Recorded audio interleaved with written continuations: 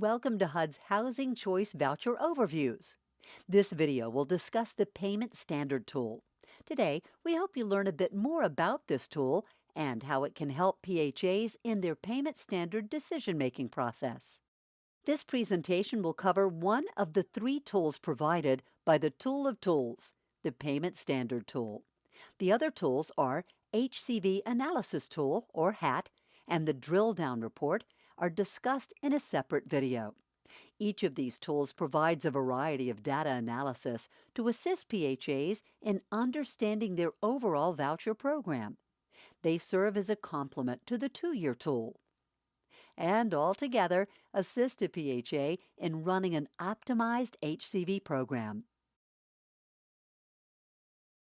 The payment standard is the allowance that will determine a family's subsidy.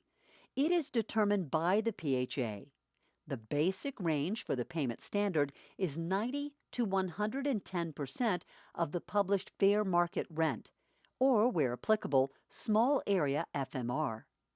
The payment standard plays a major role in determining where families live, as well as their rent burden. For example, if the payment standard is too low, voucher holders may have a reduced ability to rent quality units in higher opportunity areas, as well as potentially higher rent burdens.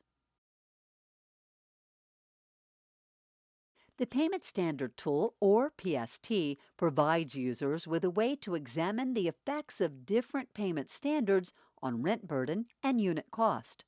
The tool is an Excel file that allows PHAs to analyze and forecast the effects of payment standard changes. In order to utilize these tools, you must first run an ad hoc report. The first step is to log into WAS and access the PIC system. Once in the PIC system, the next step is to select the ad hoc report. It is under the ad hoc subheading. The correct report is called Form 50058 Ad Hoc Report. The third step is to select All Voucher-Funded Assistance. On the next screen, you will select the first 5 actions as well as the 7th action. The actions are New Admission, Annual Reexamination, Interim Reexamination, Portability Move-In, Portability Move-Out, and Other Change of Unit. It is recommended to set the to line of the effective date of action to 1 to 2 months in advance of the current date in order to capture any re-exams the PHA may be processing in advance. Once the correct actions have been selected, you will select all fields for each section. This step contains 2 pages. Be sure to select all fields on both pages.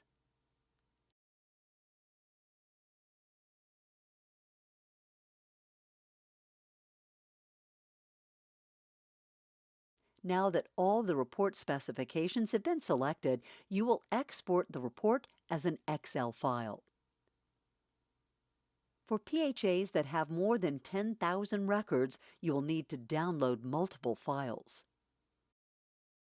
The automatic setting for file type is set as a CSV file.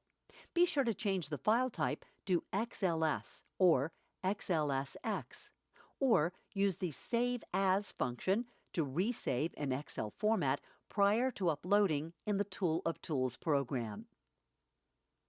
Prior to loading, you can open the file to verify all field loaded by scrolling to column KY. This should be the last column with data. Finally, save the file to a convenient place on your desktop to upload it into the tool.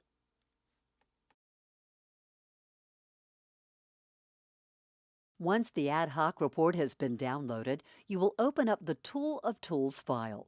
You'll be prompted to choose which report or reports you would like to run. As a reminder, there are 3 report options: the HCV Analysis Tool, Program Overview, the Drill Down Report, and the Payment Standard Tool. PHAs are given the option to select Single Payment Standard or Multiple Payment Standard by city, zip, or other. Careful consideration should be placed if using multiple payment standards, as the tool will pull exact information from the Ad Hoc Report. Data entry errors or misspelling in the city and/or zip fields can lead to inaccurate data if either one of those are chosen.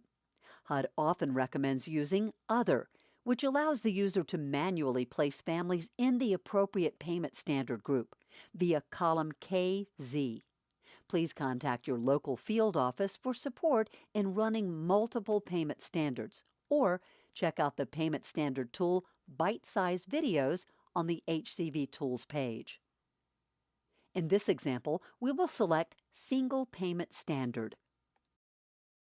The Payment Standard table has 3 data inputs: the current PS, Year 1, and Year 2. Current Payment Standard is listed in row 5 by bedroom size. The Payment Standard change information is listed in the rows below. In this case, Year 1 is 2022 and Year 2 is 2023. The effective payment standard date is in row 16.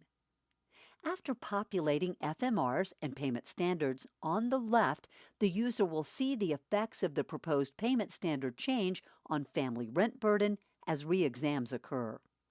To the right, the user will see the effects of the proposed payment standard change on a PHA's per unit cost, or PUC, as re-exams occur.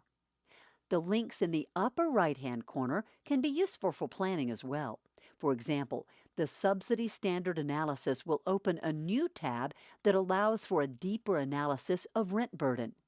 By looking at the rent burden by voucher bedroom size, subdivide it into overhoused, or families that are in units larger than their voucher size, and those that are in unit sizes equal to their voucher size. The blue lines display number of families that are in a unit larger than the voucher bedroom size.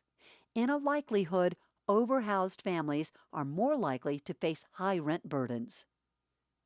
For example, 17 of the 64 one-bedroom vouchers are families that are in a 2-bedroom or larger unit.